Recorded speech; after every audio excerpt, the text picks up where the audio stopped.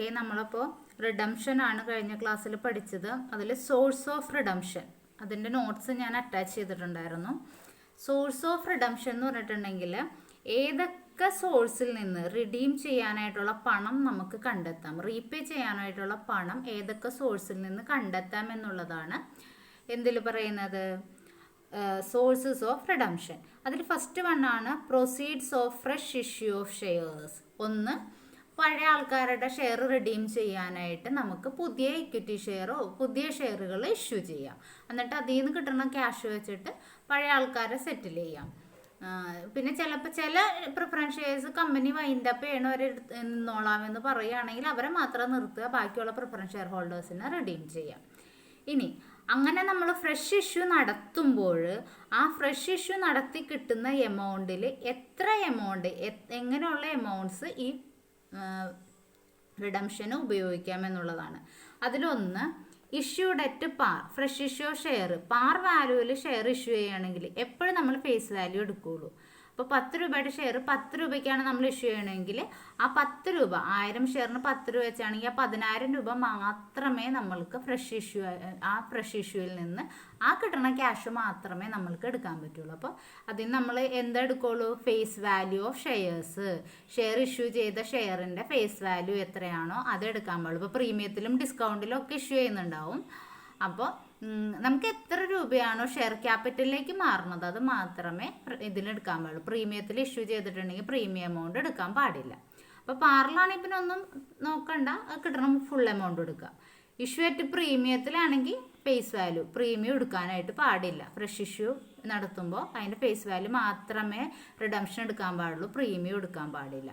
ഇനി issued at ഡിസ്കൗണ്ടിൽ issue ചെയ്യുമ്പോൾ അതിൻ്റെ മീനിങ് എന്താ, ഫേസ് വാല്യൂ നമുക്ക് കിട്ടിയിട്ടില്ല അല്ലേ. 10 രൂപയുടെ ഷെയർ, 10 രൂപയാണ് അതിൻ്റെ ഫേസ് വാല്യൂ എങ്കിൽ 10 രൂപയുടെ ഷെയർ 9 രൂപയ്ക്കാണ് വെക്കണമെങ്കിൽ 1 രൂപ ഡിസ്കൗണ്ടാണ്, 9 രൂപയുടെ എമൗണ്ട് അല്ലേ നമുക്ക് കിട്ടുള്ളൂ. അപ്പോൾ ഡിസ്കൗണ്ടിൽ ഇഷ്യൂ ചെയ്യുമ്പോൾ net amount received after discount കഴിച്ച് എത്ര രൂപ നമ്മുടെ കയ്യിൽ കിട്ടിയോ ആ എമൗണ്ട് മൊത്തം കൊടുക്കാം. പാർ വാല്യൂ ചെയ്യുമ്പോഴും ആ എമൗണ്ട് മൊത്തം കൊടുക്കാം. പക്ഷേ പ്രീമിയത്തിൻ്റെ കേസിൽ മാത്രം കൂടുതൽ എമൗണ്ട് കിട്ടിയെങ്കിലും ആ പ്രീമിയം എടുക്കാൻ പാടില്ല, അതിൻ്റെ ഫേസ് വാല്യൂ മാത്രമേ നമുക്ക് എന്തിനെടുക്കാൻ പാടുള്ളൂ, റിഡംഷന് വേണ്ടിയിട്ട് എടുക്കാനായിട്ട് പാടുള്ളൂ. ഇനി രണ്ടാമത്തെ ഇത്, അപ്പോൾ ഒന്ന് ഫ്രഷ് ഇഷ്യൂ നടത്താം. എന്താ നമ്മളോട് പറഞ്ഞേക്കുന്നത്, profit otherwise available for dividend. ഈ ഡിവിസിബിൾ പ്രോഫിറ്റ് എന്ന് പറയും. നമുക്ക് കുറേ പ്രോഫിറ്റ്, ഇപ്പോൾ പ്രോഫിറ്റിൻ്റെ വിഹിതങ്ങൾ മാറ്റി വയ്ക്കുന്നത് ഉണ്ടാകും, അതുപോലെ പ്രോഫിറ്റ് കിട്ടണത് ഉണ്ടാകും അതാത് വർഷം. അപ്പോൾ നമ്മൾക്ക് ഡിവിസിബിൾ ആയിട്ടുള്ള പ്രോഫിറ്റുകൾ ഏതൊക്കെയാണോ ആ പ്രോഫിറ്റ് നമുക്ക് എന്തിനെടുക്കാം, ഈ റിഡംഷന് വേണ്ടി, അതായത് പഴയ ആൾക്കാരുടെ ക്യാഷ് തിരിച്ചു കൊടുക്കാൻ വേണ്ടി നമുക്ക് എടുക്കാം. അതിലിവിടെ നിങ്ങൾക്ക് 2 കോളായിട്ട് തന്നിട്ടുണ്ട്. 2 കോളായിട്ട് തന്നത്, ഒരെണ്ണം നമുക്ക് ഇതിനകത്ത് ഈ വന്ന ഐറ്റംസ് മാത്രമേ നമുക്ക് റിഡംഷൻ എടുക്കാൻ പറ്റുള്ളൂ. ഈ വരുന്ന ഐറ്റംസ് ഒരിക്കലും റിഡംഷന് വേണ്ടി എടുക്കാനായിട്ട് സാധിക്കില്ല. അപ്പോൾ ഈ ഐറ്റംസ് മാത്രമേ എടുക്കാൻ പറ്റില്ല. കാരണം ഇതൊക്കെ നമുക്ക് തന്നിട്ടുണ്ടാവും ക്വസ്റ്റ്യനിൽ, നമ്മൾ തെറ്റിക്കാനാണ്. പക്ഷെ നമ്മളതൊന്നും എടുക്കരുത്. ഈ ഐറ്റത്തിൽ നിന്ന് മാത്രമാണ് പൈസ എടുത്തിട്ട് നമുക്ക് എന്ത് ചെയ്യാൻ പറ്റുള്ളൂ, റിഡീം ചെയ്യാനായിട്ട് പറ്റുള്ളൂ. അപ്പോൾ ഇവിടെ നമ്മളോട് പറഞ്ഞിട്ടുണ്ട് ഡിവിസിബിൾ പ്രോഫിറ്റ്. എന്താണ് ഈ ഡിവിസിബിൾ പ്രോഫിറ്റ് എന്ന് പറഞ്ഞാൽ, ഡിവിസിബിൾ പ്രോഫിറ്റ് മീൻസ് അതിവിടെ വ്യക്തമായിട്ടുണ്ട്, profit that can be used for paying dividend, share ഹോൾഡേഴ്സിന് ഡിവിഡൻഡ് കൊടുക്കാൻ ഉപയോഗിക്കുന്ന പ്രോഫിറ്റിനെയാണ് എന്ന് പറയുന്നത് ഡിവിസിബിൾ പ്രോഫിറ്റ്. അത് മാത്രമേ നമുക്ക് എടുക്കാനായിട്ട് പാടുള്ളൂ. അപ്പോൾ എന്തൊക്കെയാണ്, ഏതൊക്കെ പ്രോഫിറ്റാണ് അവൈലബിൾ ആയിട്ടുള്ളതെന്ന്, പ്രോഫിറ്റ് അവൈലബിൾ ഫോർ റിഡംഷൻ, ഇതോ പ്രോഫിറ്റ് നോട്ട് അവൈലബിൾ, ഇത് എടുക്കാൻ പാടില്ലാത്തതും ഇത് എടുക്കാവുന്നതും. എന്തൊക്കെ, നമ്മുടെ പ്രോഫിറ്റ് ആൻഡ് ലോസ് അക്കൗണ്ടിൻ്റെ P&L ബാലൻസ് അല്ലെങ്കിൽ P&L ക്രെഡിറ്റ് ബാലൻസ് എന്ന് ക്വസ്റ്റ്യൻ തന്നിട്ടുണ്ടെങ്കിൽ ആ എമൗണ്ട് എടുക്കാം. ഇനി general reserve fund, free reserve, dividend equalisation fund, debenture redemption fund, workmen's compensation fund, workmen's accident compensation fund, insurance fund, ഇങ്ങനെയൊക്കെയുള്ള ഫണ്ടുകൾ ഉണ്ടെങ്കിൽ ഇതൊക്കെ നമുക്ക് എന്ത് ചെയ്യാം, റിഡംഷന് വേണ്ടി ഉപയോഗിക്കാം. പക്ഷെ ഇതൊന്നും എടുക്കില്ല. സെക്യൂരിറ്റീസ് പ്രീമിയം എടുക്കില്ല, ക്യാപിറ്റൽ റിസർവ് എടുക്കില്ല, ക്യാപിറ്റൽ റിഡംഷൻ റിസർവ് ബാലൻസ് ഉണ്ടെങ്കിൽ ആ എമൗണ്ട് എടുക്കില്ല, ഇൻവെസ്റ്റ്മെൻറ്റ് അലവൻസ് ഉണ്ടെങ്കിൽ അതെടുക്കില്ല, ഡെവലപ്മെൻറ്റ് റിബേറ്റ് ഉണ്ടെങ്കിലും എടുക്കില്ല, profit prior to incorporation, company തുടങ്ങണേക്ക് മുമ്പ്, അതായത് പ്രയർ ടു ഇൻകോർപ്പറേഷൻ എന്ന് പറയുമ്പോൾ കമ്പനിക്ക് ലൈസൻസ് കിട്ടണേക്ക് മുമ്പോഴേക്കും കമ്പനി പ്രവർത്തിച്ചു തുടങ്ങും. കമ്പനിക്ക് ലൈസൻസ് ഒക്കെ കിട്ടിയതിന് ശേഷം മാത്രമേ നമ്മൾ ടാക്സ് ഒക്കെ അടയ്ക്കേണ്ട കാര്യമുള്ളൂ. അപ്പോൾ ആ ഇൻകോർപ്പറേഷൻ സർട്ടിഫിക്കറ്റ് കിട്ടണം നമുക്ക്. കമ്പനി ഇന്ന ദിവസം തുടങ്ങി എന്നുള്ള ഇൻകോർപ്പറേഷൻ. ഇപ്പം നമ്മൾ ജനുവരിയിൽ കമ്പനി തുടങ്ങിയെങ്കിലും ചിലപ്പോൾ ശരിയായിട്ട് വർക്കിംഗ് ചെയ്ത് വരുന്നത് ഏപ്രിലോ മെയ്യിലോ ഒക്കെ ആയിരിക്കും. അപ്പോൾ അന്ന് തുടങ്ങിയാണ് നമുക്ക് ഇൻകോർപ്പറേഷൻ സർട്ടിഫിക്കറ്റ് കിട്ടുക. അപ്പം അതിന് മുമ്പത്തെ 3 മാസം നമ്മൾ വർക്ക് ചെയ്തിട്ടുണ്ടാവും. അപ്പോൾ ആ പ്രോഫിറ്റിന്, ആ സമയത്ത് കിട്ടിയ പ്രോഫിറ്റിനാണ് പ്രോഫിറ്റ് പ്രയർ ടു ഇൻകോർപ്പറേഷൻ എന്ന് പറയുന്നത്. ഇൻകോർപ്പറേഷൻ സർട്ടിഫിക്കറ്റ് കിട്ടണേക്ക് മുമ്പുള്ള പ്രോഫിറ്റ്. അപ്പോൾ ഇങ്ങനെയുള്ള റിസർവുകളും പ്രോഫിറ്റുകളും ഒന്നും നമുക്ക് എന്തിനെടുക്കാൻ പാടില്ല? ഫ്രഷ് ഇഷ്യൂ നടത്തുന്നതിന് എടുക്കാനായിട്ട് പാടില്ല. അപ്പോൾ ഇത്രയും കാര്യങ്ങൾ നമ്മൾ ഫ്രഷ് ഇഷ്യൂവുമായി ബന്ധപ്പെട്ട കാര്യങ്ങൾ നമ്മൾ നോക്കണം. ഇതിന് ശേഷം നമ്മൾക്കിനി നമ്മൾ 2 പ്രോബ്ലംസ് ഞാൻ ഗൂഗിൾ ക്ലാസ് റൂമിൽ അറ്റാച്ച് ചെയ്തിട്ടുണ്ട്. ആ പ്രോബ്ലമാണ് നമ്മളിനി നോക്കാൻ പോകുന്നത്. അതിനകത്ത് നിങ്ങൾക്ക് ജേണൽ എൻട്രീസ് ഒക്കെ ഞാൻ അറ്റാച്ച് ചെയ്തിട്ടുണ്ടായിരുന്നു. അപ്പോൾ ജേണൽ എൻട്രീസ് എന്തൊക്കെയാണ്? ആദ്യം തന്നെ ജേണൽ എൻട്രി വന്നത് ഏതാണ്?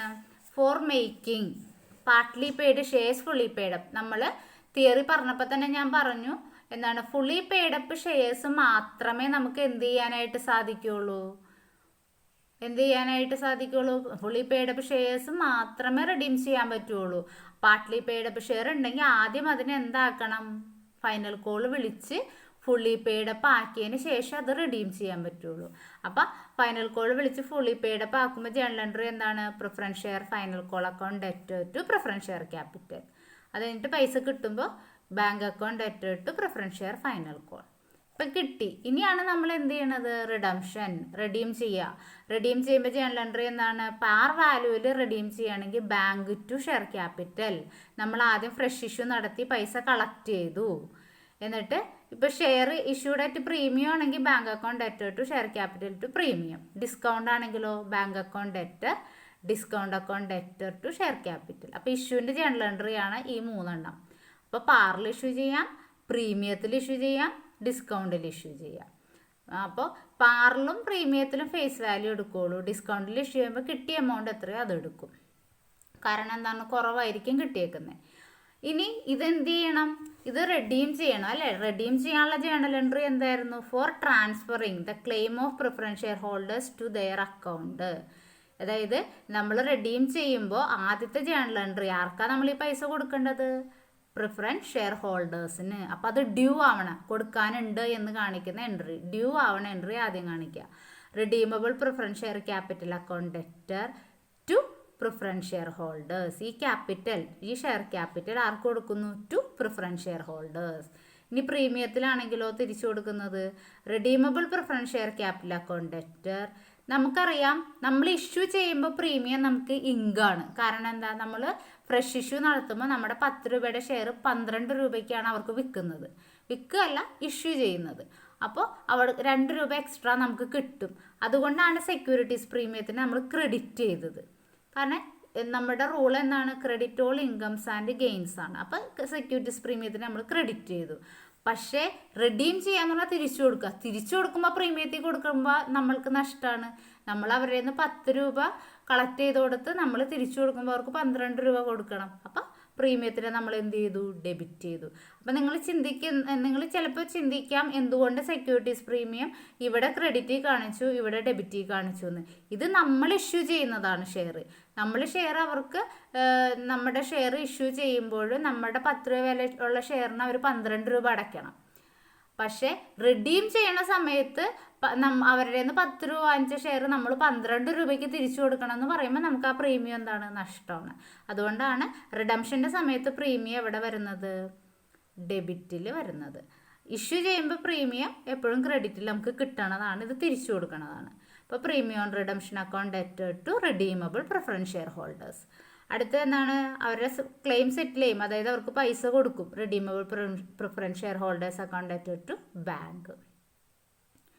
ഇത്രയും കാര്യങ്ങളാണ് ഇത് സെറ്റിൽ ചെയ്യാനായിട്ട്. ഇനി ഈ പ്രീമിയം, ഈ കൊടുത്തിരിക്കുന്ന നമ്മൾ പ്രൊവൈഡ് ചെയ്യുന്ന പ്രീമിയം, റിഡംഷൻ്റെ സമയത്ത് കൊടുക്കുന്ന പ്രീമിയവും ഈ റിഡീം ചെയ്യുന്ന എമൗണ്ടും എവിടെ നിന്നൊക്കെ എടുത്ത് കൊടുക്കാമെന്നുള്ളത്. ഒന്ന്, ഇപ്പം നമ്മൾ 5 ലക്ഷമാണ് കൊടുക്കേണ്ടതെന്ന് വിചാരിക്കുക. അപ്പോൾ എൻ്റെ ജനറൽ റിസർവിൽ എൻ്റെ കയ്യിൽ 3 ലക്ഷം രൂപയുണ്ട്. അതേപോലെ തന്നെ പ്രോഫിറ്റ് ആൻഡ് ലോസ് അക്കൗണ്ടിൽ 2 ലക്ഷം രൂപയുണ്ട്. ക്യാപിറ്റൽ റിസർവിൽ 1 ലക്ഷം രൂപയുണ്ട്. പ്രീമിയം കൊടുക്കാൻ ക്യാപിറ്റൽ റിസർവ് ഒക്കെ എടുക്കാം. പക്ഷെ ഷെയറിൻ്റെ എമൗണ്ട് റിഡീം ചെയ്യാനായിട്ട് എന്തെടുക്കാൻ പറ്റില്ല? ക്യാപിറ്റൽ നമ്മളിവിടെ ഇപ്പോൾ പറഞ്ഞു അല്ലേ, എന്തൊക്കെ സാധനങ്ങൾ എടുക്കാൻ പറ്റില്ല. എടുക്കാൻ പറ്റാത്തതിലാണ് എന്ത് securities premium, capital reserve, capital redemption reserve ഒക്കെ പറഞ്ഞേക്കുന്നത്. അപ്പോൾ profit not available for redemption of preference share. Preference share redeem ചെയ്യാനായിട്ട് തിരിച്ച് പ്രീമിയത്തിലല്ല ഷെയർ വാല്യൂ കൊടുക്കാനായിട്ട് ഇത് എടുക്കാൻ പാടില്ല. അപ്പോൾ ടു പ്രീമിയം ഓൺ റിഡംഷൻ. അപ്പോൾ ഈ 3 എണ്ണത്തിൽ നിന്ന് ഏതിൽ നിന്ന് വേണമെങ്കിലും എന്ത് കൊടുക്കാം? പ്രീമിയത്തിൻ്റെ പൈസ നമുക്ക് സെറ്റിൽ ചെയ്യാം. ഇനി ഇവിടെ നോട്ട് തന്നിട്ടുണ്ട്. Premium on redemption of preference shares should be provided four out of the profit of the company. Premium നമുക്ക് എന്താണ് പ്രോഫിറ്റിൽ നിന്ന് എടുക്കാം. Even capital reserve may be used. Premium കൊടുക്കാൻ നമുക്ക് എന്തുപയോഗിക്കാം? തിരിച്ചു കൊടുക്കുമ്പോൾ ഷെയർ റിഡീം ചെയ്യുമ്പോൾ പ്രീമിയം കൊടുക്കാൻ വേണ്ടി നമുക്ക് എന്ത് വേണമെങ്കിൽ ഉപയോഗിക്കാം. ഈവൻ ക്യാപിറ്റൽ റിസർവ്, ബാക്കി നമ്മുടെ കയ്യിൽ പൈസ ഇല്ലെങ്കിൽ, ബാക്കിയുള്ള റിസർവുകളിലൊന്നും പൈസ ഇല്ലെങ്കിൽ ക്യാപിറ്റൽ റിസർവിൽ നിന്ന് നമുക്ക് പ്രീമിയം കൊടുക്കാം. പക്ഷേ ഷെയർ വാല്യൂ കൊടുക്കാൻ ഉപയോഗിക്കരുത്. പ്രീമിയം കൊടുക്കാൻ വേണ്ടിയിട്ട് ക്യാപിറ്റൽ റിസർവ് എടുക്കാം. ഇനി securities premium cannot be utilise for adjustment of premium on redemption. കണ്ട, നമ്മുടെ പ്രീമിയം ഓൺ റിഡംഷൻ നേരത്തെ ഈ സെക്യൂരിറ്റീസ് പ്രീമിയത്തിൽ നിന്ന് എടുത്താണ് പ്രീമിയം കൊടുത്തിരുന്നത്.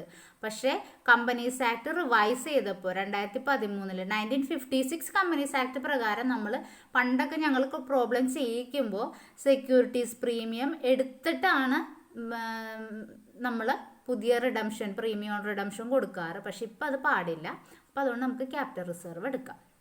ഇനി ക്യാപിറ്റൽ റിഡംഷൻ റിസർവ് നമ്മൾ പറഞ്ഞു തിയറിയിൽ തന്നെ എത്ര രൂപയാണോ നമ്മൾ റിഡീം ചെയ്യാൻ ഉപയോഗിക്കുന്നത് അത്രയും എമൗണ്ട് എവിടെ നിന്നൊക്കെ എടുത്താണോ ഉപയോഗിക്കുന്നത് ആ എമൗണ്ട്, അതിന് തുല്യമായ എമൗണ്ട് ക്യാപിറ്റൽ റിഡംഷൻ റിസർവിലേക്ക് മാറ്റണം എന്ന് പറഞ്ഞിട്ടുണ്ട്. അപ്പോൾ കാരണം ഇനി ഭാവിയിൽ അത് മീറ്റ് ചെയ്യാൻ വേണ്ടിയിട്ട് ഇപ്പോൾ surplus of statement profit, general reserve ഇതെല്ലാനും ടു ക്യാപിറ്റൽ റിഡംഷൻ റിസർവ് എന്ന് പറഞ്ഞാൽ അതിനകത്തേക്ക് മാറ്റണം. ഇനി ഈ ക്യാപിറ്റൽ റിഡംഷൻ റിസർവ് നമുക്ക് എന്തിനൊക്കെ ഉപയോഗിക്കാം? Capital redemption reserve bonus issue ചെയ്യാനായിട്ട് പൈസ ഉണ്ടെങ്കിൽ, ആവശ്യമുണ്ടെങ്കിൽ ഈ ക്യാപിറ്റൽ റിഡംഷൻ റിസർവിൽ നമ്മൾ സൂക്ഷിച്ച് വെച്ചിരിക്കുന്ന എമൗണ്ട് എന്തിനെടുക്കാം? ബോണസ് ഷെയർ കൊടുക്കാൻ വേണ്ടിയിട്ട് എടുക്കാം. Bonus to share holders to share capital. ഇനി അസറ്റ് വിൽക്കുക. ഇനി ചിലപ്പോൾ നമ്മളോട് പറയും അസറ്റൊക്കെ വിൽക്കുന്നുണ്ട് എന്നൊക്കെ പറയും. പക്ഷെ അതൊന്നും എടുക്കാൻ പാടില്ല. അസറ്റ് വിൽക്കുമ്പോൾ അതിൻ്റെ ജേണൽ എൻട്രി എഴുതണം നമ്മൾ. പക്ഷെ ആ അസറ്റ് വിറ്റ് കിട്ടുന്ന പൈസയൊന്നും നമുക്ക് എന്തിനും ഉപയോഗിക്കാൻ പറ്റില്ല? റിഡംഷൻ ഉപയോഗിക്കാൻ പറ്റില്ല. അപ്പം അസറ്റ് വിൽക്കുമ്പോൾ ജേണൽ എൻട്രി എന്താണ്? Bank account debtor to asset. അതേപോലെ കോസ്റ്റിനേക്കാൾ കൂടുതൽ വിലയ്ക്കാണ് അസറ്റ് വിൽക്കുന്നത്, അതായത് പ്രോഫിറ്റിലാണ് അസറ്റ് വിൽക്കണമെങ്കിലോ ബാങ്ക് അക്കൗണ്ട് ഡെറ്റർ. ഇപ്പോൾ 10,000 രൂപയുടെ അസറ്റ് 12,000 രൂപയ്ക്കാണ് ഞാൻ വിൽക്കണേ. അപ്പോൾ bank account debtor 12,000 to asset original cost 10,000. ലാഭം എൻ്റെ എത്രയാണ്? 2,000. അതെവിടേക്ക് പോവും? പ്രോഫിറ്റ് ആൻഡ് ലോസ് അക്കൗണ്ടിലേക്ക് പോകും. ഇനി ഡിസ്കൗണ്ടിലാണ് കൊടുക്കണമെങ്കിലോ ബാങ്ക് അക്കൗണ്ട് ഡെറ്റർ കിട്ടണ എമൗണ്ട് നഷ്ടമാണല്ലോ. അപ്പോൾ പ്രോഫിറ്റ് ആൻഡ് ലോസ്, നഷ്ടവും ലാഭവും കാണിക്കുന്ന അക്കൗണ്ടാണ് പ്രോഫിറ്റ് ആൻഡ് ലോസ് അക്കൗണ്ട് എന്ന് പറഞ്ഞാൽ. അപ്പം ലാഭമാണെങ്കിൽ പ്രോഫിറ്റ് ആൻഡ് ലോസ് അക്കൗണ്ടിന് ക്രെഡിറ്റ് ചെയ്യണം. നമ്മുടെ rule credit all incomes and gains എന്നാണ്. ഇനി നഷ്ടമാണെങ്കിൽ പ്രോഫിറ്റ് ആൻഡ് ലോസ് അക്കൗണ്ടിനെ ഡെബിറ്റ് ചെയ്യണം. Debit all expenses or losses to asset. ഇങ്ങനെയാണ് ജേണൽ എൻട്രി തന്നെ. പിന്നെ ഷെയർ ഇഷ്യൂ എക്സ്പെൻസ് ഉണ്ടെങ്കിൽ share issue expense account debtor to bank, profit and loss account ഇതാണ്. ഇതൊക്കെ ട്രാൻസ്ഫർ ചെയ്യുന്നത് പ്രോഫിറ്റ് ആൻഡ് ലോസ് അക്കൗണ്ടിലേക്കാണ്. നമുക്കറിയാം എല്ലാ എക്സ്പെൻസുകളും ഇൻകംസും എങ്ങോട്ടാണ് ട്രാൻസ്ഫർ ചെയ്യുന്നത്? പ്രോഫിറ്റ് ആൻഡ് ലോസ് അക്കൗണ്ടിലേക്കാണ്. അപ്പോൾ ജേണൽ എൻട്രീസ് ഒക്കെ എല്ലാവരും കറക്റ്റായിട്ട് ചെക്ക് ചെയ്തിട്ടുണ്ടെന്ന് വിചാരിക്കുന്നു. അപ്പോൾ ഇത്രയും ജേണൽ എൻട്രി നിങ്ങളുടെ മനസ്സിലുണ്ടാവണം. ഗൂഗിൾ ക്ലാസ് റൂമിൽ 2 പ്രോബ്ലം അറ്റാച്ച് ചെയ്തിട്ടുണ്ട്. ആ പ്രോബ്ലം എഴുതിയെടുക്കുക. അതിൻ്റെ വീഡിയോസും കൂടി ഞാൻ ഇപ്പോൾ തന്നെ അപ്ലോഡ് ചെയ്യാം.